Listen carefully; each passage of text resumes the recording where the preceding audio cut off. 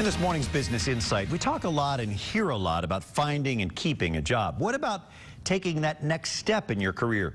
Career expert Julie Balke is with us this morning to talk about positioning yourself for and getting a promotion. Julie joins Business Courier editor Rob Dahlmeyer in the studio with some tips. Julie and Rob? Brian, thanks. Julie, thanks for being here again. Sure. So we're going to talk to something near and dear to my heart, which is getting a promotion. And it's near and dear because I haven't had a promotion in 16 years. So sad. It's very sad. But what you have 4 tips, really, that I think are really important for people to keep in mind when they're trying to climb the ladder.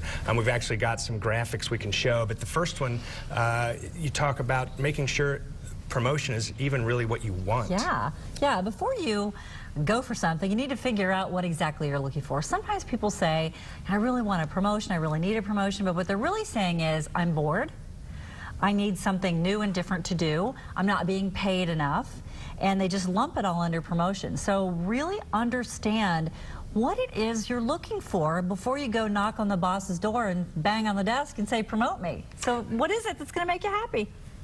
So to stay with the first one a little bit more, you said that men typically have maybe this problem a little bit more than women do, where it's sort of they're driving a car real fast, but they don't exactly know why. Well, yeah, and a lot of men generally think that it's about ascending at all times.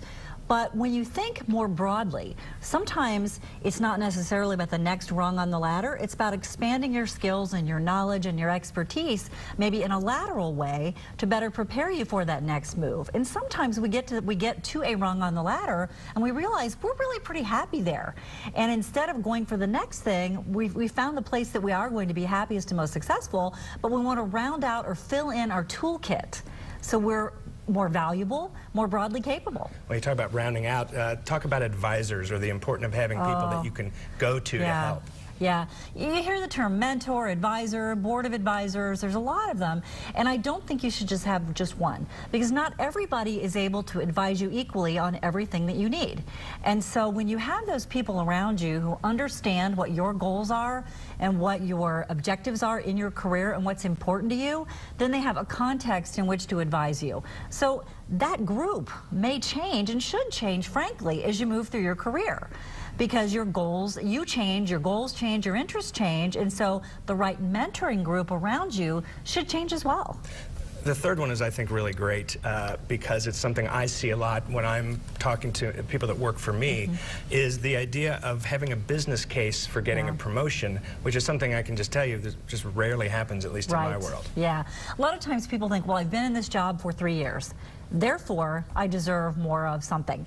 And the world just isn't like that anymore, if it ever was. And so it's not necessarily about time and job. It's about what have you contributed, what have you made better, what have you done? And so if you go to someone who's responsible for making those decisions, you have to go in there like you are in front of a customer. You're making a business case. I need more, I want more, it's been too long, is really not very compelling. And so you have to approach this as if you are making a proposal, selling something, selling an idea. You are the product. And the fourth one is taking a long-term view. Explain a little bit about that. Yeah. You know, it's really easy, especially when we get early in our career, and we're early in our careers, to think just in terms of, you know, I just need to get to that next step. I just need to get that next step.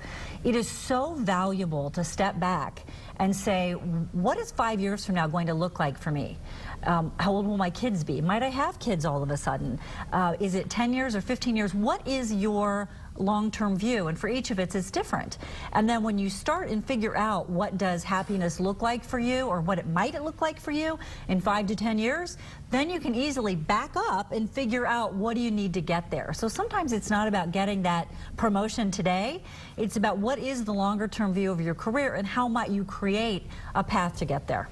Great. Well, I think really the big takeaway for me on all this is you do have to try to separate emotion from this process, specifically when it comes to the business case. But Julie, thank you so much for being here today. And obviously, if you'd like to get more information, here's Julie's information, and I'm sure she'll be happy to help you if you have some questions about how to get promoted. Thanks for being here. Thank you.